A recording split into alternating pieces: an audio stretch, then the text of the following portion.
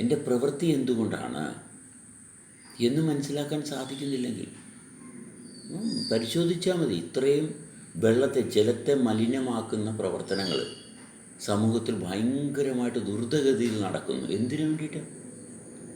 ആ വെള്ളം കുടിക്കുന്നത് കൊണ്ട് എന്തെല്ലാം രോഗങ്ങളുണ്ടാകുന്നു.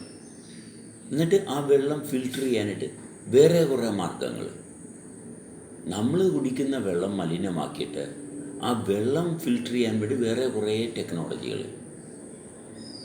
എന്താ ആവശ്യം?